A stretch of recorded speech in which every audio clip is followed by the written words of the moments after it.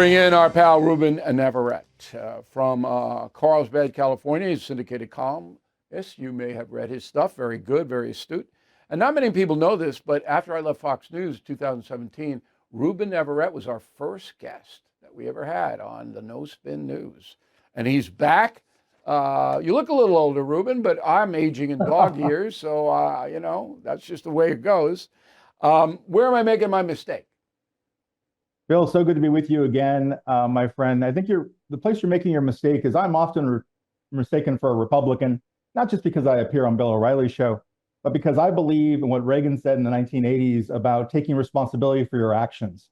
And I think that American employers, for instance, need to own up to the fact that we've become addicted to undocumented immigrant labor going on 30 years now, not just because we think it's cheaper than US labor, but because it's more reliable. These people show up, they don't flunk their drug tests. They actually don't sleep in. They show up on time and they work. And also the drug problem, as the president of Mexico correctly pointed out, we have an addiction problem. I have 3 kids who are teenagers, but since they were babies, I've had doctors prescribe pill after pill after pill after pill for them. So many of these, and you've done shows about this, many of these pill mills, many of this addiction that we've bred in this country to take a pill and make it feel better. When I see these stories about people ODing on fentanyl, for instance, Bill, I see stories that read like this. A basketball team was celebrating a big win. They were doing cocaine, and oh my goodness, it was laced with fentanyl. Well, your granddad was a cop. My dad was a cop, and I was grown up to not use cocaine, not use weed and drugs and pot. So I'm always mystified by how it is that when people use drugs they shouldn't be using that ends up being laced with fentanyl, we want to blame Mexico. I'll say this, just my last point. We don't have, in 35 years of covering this issue, we don't just have an issue with bad laws and bad borders. We have an issue with bad parenting, because as parents, we've not stepped up to the plate, put our kids to do these jobs that our immigrants are doing, and also tell them just don't do drugs. Okay. I don't disagree with your points, but I think that they are a little bit naive. So point number 1, Congress absolutely has to make a new immigration law. They call it comprehensive. That's a bunch of bull. And the new immigration law has to give out more green cards, more working permits to migrants who want to work legally. That has to happen. Whether Donald Trump gets behind it or not, I don't know. But in conjunction with sealing off the chaos, that has to happen. That's number 1. Number 2, the United States of America is responsible for people using narcotics, yet nobody will deal with the problem because, it's a disease, and you got to feel sorry for them, all of that kind of stuff. And you're not going to change that, Ruben. You're not. All right. If it were me, I would have involuntary. That means you would force the criminal drug addicts convicted of a crime. You either go to jail or you go to rehab for a year and a half, like they did in Singapore. And Singapore has no drug problem. And I did my thesis at Harvard on that. I went to Singapore and I saw with my own eyes that when you isolate the market, you take it away, there is no market. And particularly if you're punishing drug dealers. But right now we're in an emergency situation. You would agree with that, right? 14 million foreign nationals unattended in this country, 275 pounds of narcotics being seized. We're in a crisis situation. You got to stop the crisis, right? I agree. We've got to stop the crisis. We also got to think about how we got here so we don't get into another crisis. Well, I don't mind about that. That was Kamala Harris who's going to get to the root cause, okay? And she did a bang-up job there. She didn't really do that. Yeah, she didn't really do that, exactly. Very, very brilliant woman. But you got to stop the bleeding before you can go to the healing. And to stop the bleeding is, hey, look, President Scheinbaum, you're going to do what we tell you to do, or we're going to punish you. And we're going to punish you hard. Yeah, that's not going to work, Bill. Here's why. No, here's why that's not going to work. If you quote break Mexico, if we go down to Mexico and pull a John Wayne and we're going to push ourselves around down there, the end result is you're going to have, again, as you said, a Mexican depression. What happens when the Mexican economy goes south? Many more Mexicans come up to the north. No, they're not going to be able to come up. Want to do? Because they're going to seal it out. You can seal that border down. No. We've had this conversation, my friend, for over 20 years. There's a difference between sealing the border and securing the border. I'm with you that you should secure the border. You're never going to seal a 2,000-mile border. Coyotes you put the U.S. military on the border, you can, and you will, and Trump will do it. Okay, he'll say national security. He'll put the military right on that border. You're going to have to put the military underground because there are tunnels that go underground. Well, there'll be some that get through. But it'll be, and if you do it in conjunction with the people smugglers and you wipe out the cartels, as they did with ISIS, if you read Killing the Killers, I methodically went over how Obama and Trump did it step by step. And you could do the same thing with the cartels. It's easier to do it with the cartels because everybody knows where they are. With ISIS and Al Qaeda, it was hard to find them. It's not hard to find the cartels. They're partying it up in Acapulco. All right, you can get them. They live in giant, lavish mansions that can be cinder in 15 minutes. So anyway, I am a very, very aggressive person on this issue. I don't believe that Mexico is looking out for America at all, Ruben. At all, in any way. They're not looking out for America. And unless they change, we got to punish them. Last word.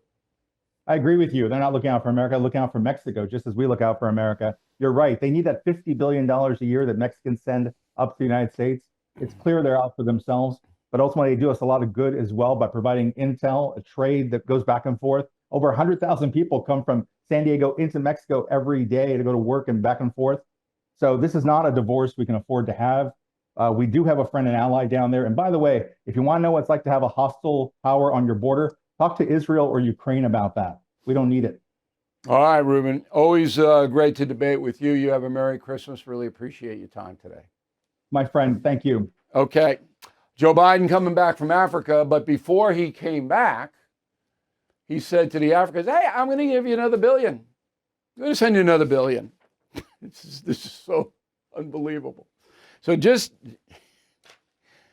Biden in less than 4 years has added $8 trillion to the national debt.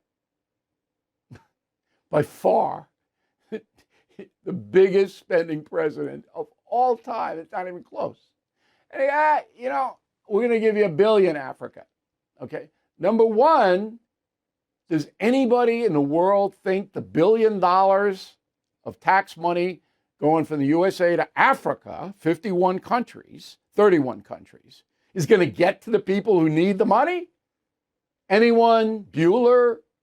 No, it's not. Okay.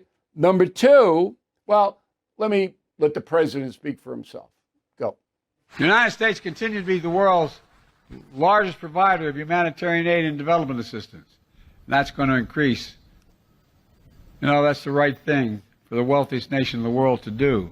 And today, I'm announcing over $1 billion in new humanitarian support for Africans displaced from homes by historic droughts and food insecurity. Okay, good. But I'm going to have to pay the tab, so are you.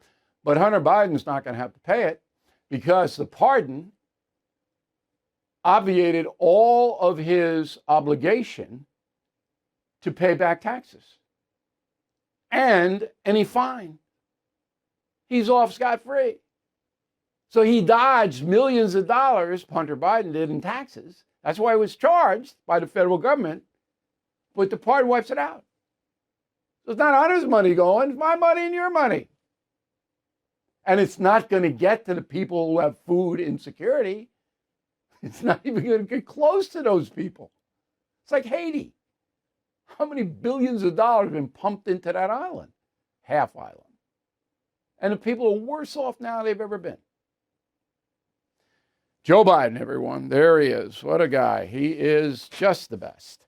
All right, so Jill Biden is going to the Notre Dame extravaganza over the weekend. So is Donald Trump. Most powerful man in the world, Mr. Trump.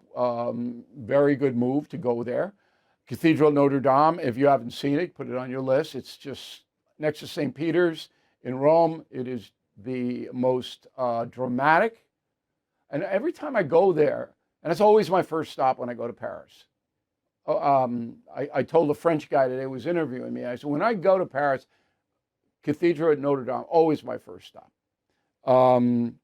And what happened was that there was a giant fire on April 15th, 2019. And it was because the roof of the cathedral was still wood.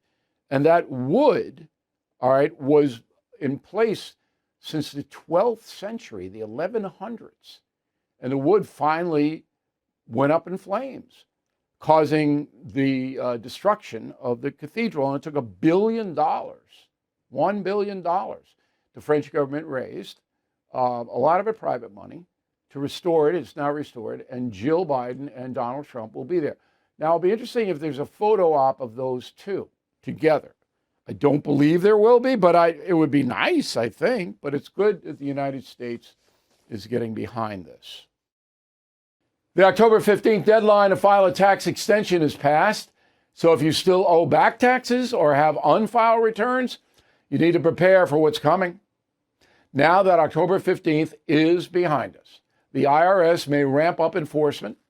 You could face wage garnishments, frozen bank accounts, or even property seizures if you do not take action.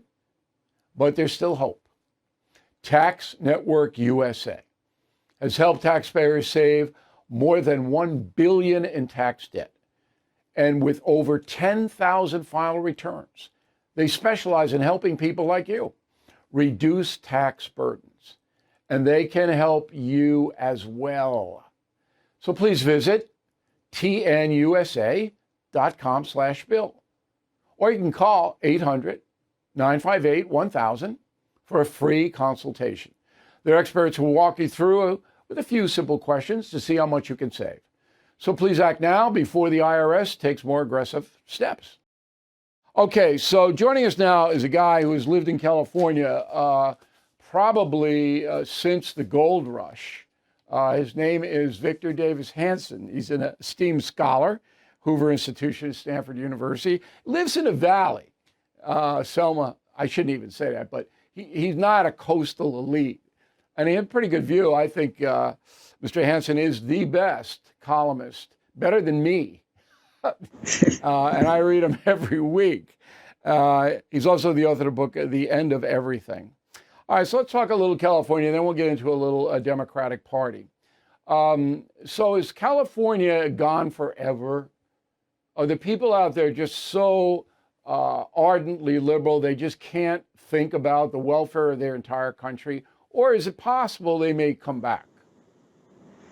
Well, they have to change. The way we got in this problem is that we lost 10 million of the old Pete Wilson, George DeMasian, Ronald Reagan voter over the last 30 years who fled to Nevada and Tennessee, Texas, Idaho.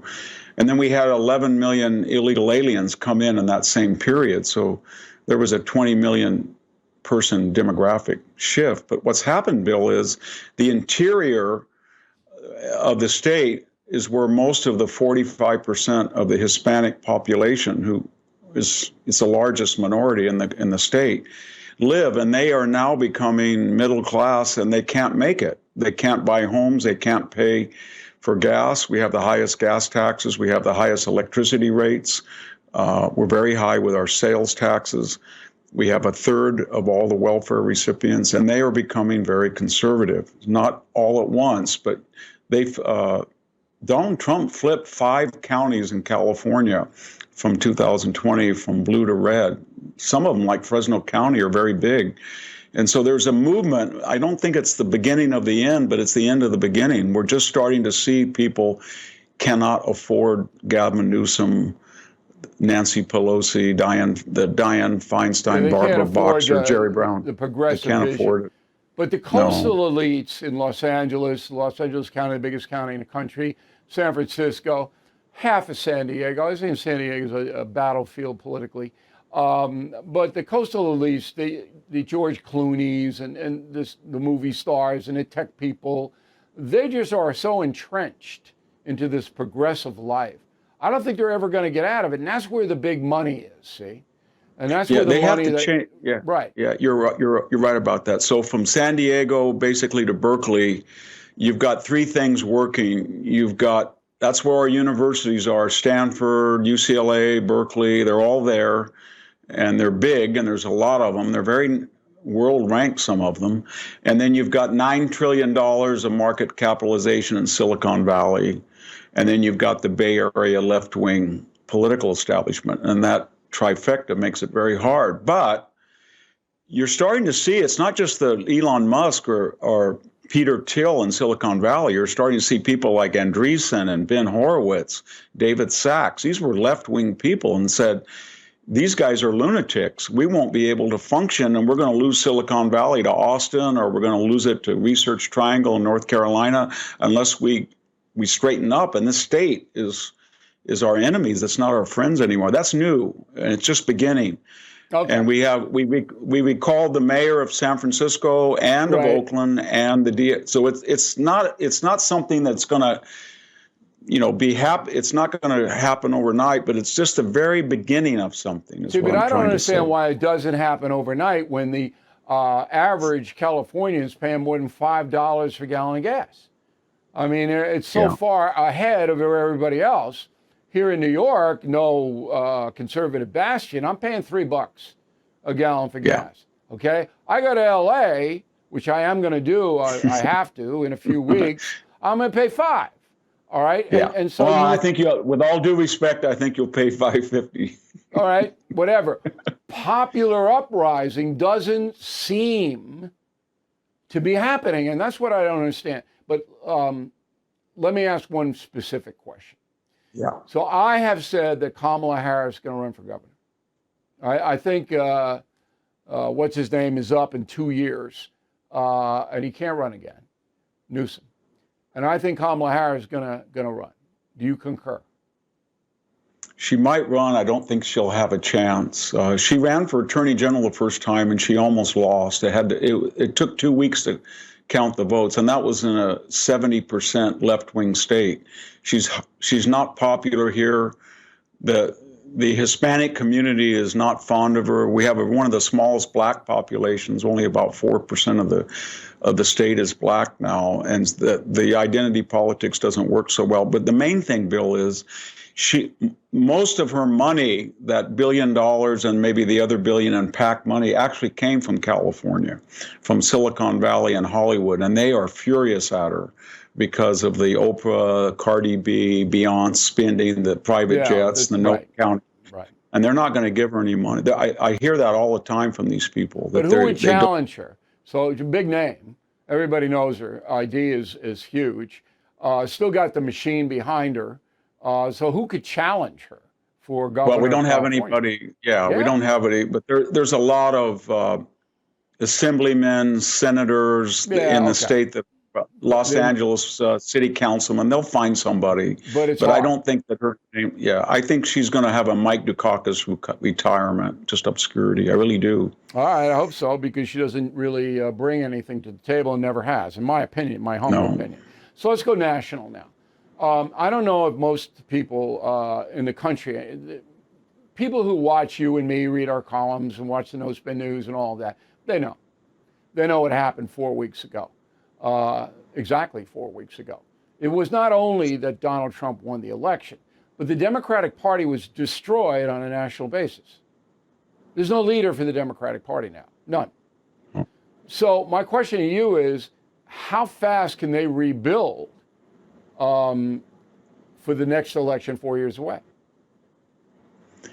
Yeah, I think they have to lose the midterms, and because they haven't got the message yet. They keep saying it was the messaging that they didn't present their case well enough. It wasn't. Every one of the issues that Donald Trump ran on polled even higher than Donald Trump did. The border, the economy, crime, overseas deterrence, the trans issues, the DEI woke issues.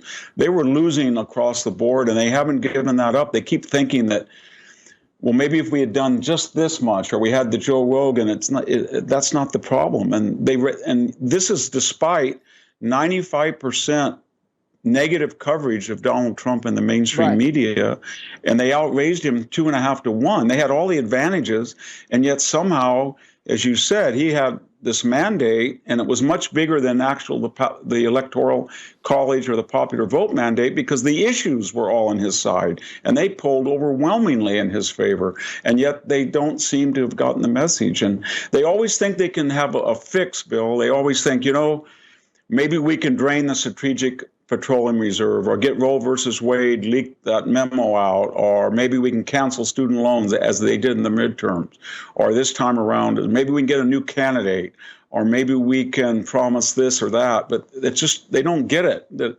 fundamentally, the middle class has spoken. There's nobody they to don't get like it. them. There's nobody in charge.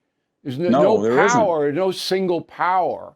I guess Schumer would be the most powerful guy, and he's just wanders around, Schumer. I mean, they got Shapiro, the governor of Pennsylvania. They got the guy in Kentucky who's the governor. He's pretty popular. They got some moderate Democrats that they can parade on out there, but they are not progressives. And the progressives, the Soros money, the Hollywood money, Katzenberg, these people, they still control the party because they have all the money. No, they do. But you got to remember, who were the people who got rid of Joe Biden? They weren't, as you say, they weren't politicians. Basically, they were the Obamas and the donor class. And Nancy Pelosi came in. So they represented, as you said, the progressive party who the people don't want anymore. And they have a lot of power because they had Hollywood, the Clooneys and the money, the Soroses, the Silicon Valley money, and then they had Pelosi and the Obamas pulling the strings. But what the price they paid for that is they haven't developed candidates of the Bill Clinton type that, you know, can appeal to people. But it took them from McGovern to Bill Clinton. You know, we're about the same age. That was 20 years it took them to get from McGovern to Bill Clinton. Right. Well, if Trump is successful, that chews in J.D. Vance because that won't even be close. But you're right; it's a long game. Now, the final subject I want to talk to you about is, I think, and I wrote a column this week, that the American people saved the country.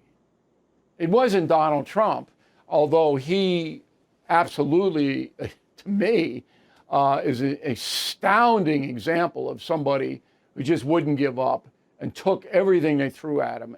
And he has to go down in history, and he will, if I have anything to do with it, as a superb example of courage in the face of all of what he had to think. But it was really the folks that drove this election that most Americans said, enough. We don't want this anymore. And I wavered in 22, Professor, because the midterms did not go the Republican way. And I predicted there was going to be a red wave in 22 because I saw this progressive destruction very early on, but it didn't happen. But the last 2 years, there was almost something magical that happened in the country. Can you put your finger on it? Well, I think we'd had 2 years of disaster, but we hadn't had 4 years. So in this election, 2 years after, people thought, well, maybe this is so bad the border will be closed, or we can't go on with another Afghanistan pullout. So maybe that'll be the end of it. But it wasn't. And the other thing was that Donald Trump wasn't on the ballot. And you're right about him. He's a larger than life figure. Everything they did to destroy him made him stronger. But the main thing about him is he's able to appeal to and energize the middle class. He tells the middle class, don't disconnect, don't drop out. Just because you don't want to watch Hollywood movies or you don't watch the Oscars anymore and you've given up, get back in and vote, because we can take the country back. And if you ask for a moment, maybe that iconic moment when he was at the McDonald's window and that Indian American fellow said, "I'm just an ordinary person." And right off the bat, Trump said, "You're not ordinary. You're not ordinary. No one's ordinary." I thought that was a really key moment that kind of exemplified his appeal. Absolutely. For a guy who was raised in wealth, and I wrote about that in the United States of Trump, he has got the common touch. Hey, Professor, we always enjoy talking to you. I hope you'll come back. Thank you. Again, Victor Davis Hanson's columns, I get them on Real Clear Politics, which runs them steadily. So that's where you can get them. Very worth reading. And you have a Merry Christmas, Professor. Thanks very much for helping us out. You didn't vote for this economy, but you're paying for it at the pump, the grocery store, and through that stack of unpaid bills. Financial stress crushing. The solution? donewithdebt.com. Unlike the others, Done with Debt has new aggressive strategies that free you from debt without bankruptcy or loans.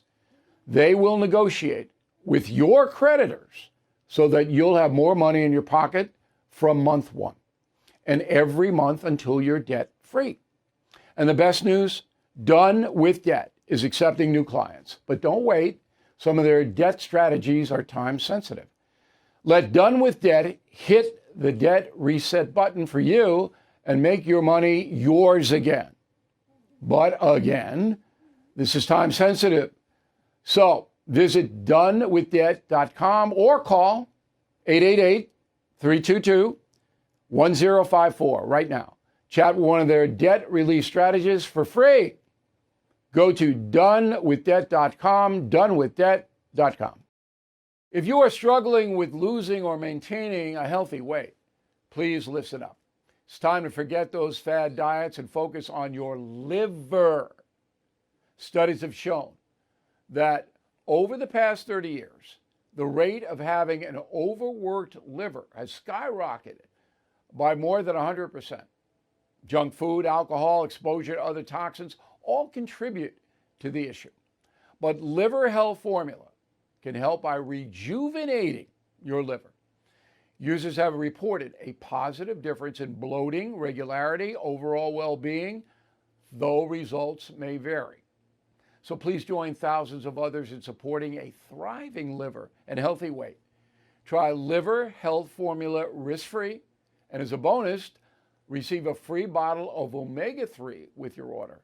Please go to getliverhelp.com/bill. Claim your free bonus gift. That's getliverhelp.com/bill. All right, let's go to England. So the UK is much more censor oriented than we are. All right, and that goes back way back to the king and all of that stuff. There's much more censorship over there. So they have banned now TV ads for cereals, muffins, and burgers. You can't advertise cereals, muffins, or burgers on British television. National Health Service says too many fat kids. All right, and they're so croissants, pancakes, waffles, granola, ready-to-eat cereals, seaweed snacks, don't even know anything but that, and chicken nuggets and burgers and energy drinks cannot advertise. Too much sugar. Ban. Tobacco ban too. Now we could do that here because tobacco TV ads are banned here, but you can do it in print. You can advertise tobacco in print, but not television. You could do the same thing here. It's never going to be done because the big, powerful American food companies will block it. And that's our problem. So I thought you'd like to know that. Smart Life Christmas spending. So I hope you believe after what now, almost 30 years of doing national commentary, that I'm looking out for you. And that's what we've set up the BillO'Reilly.com Christmas Hanukkah store. Because we got great gifts at very moderate prices. Save you some money. Now, thousands of you, tens of thousands, have taken advantage of that.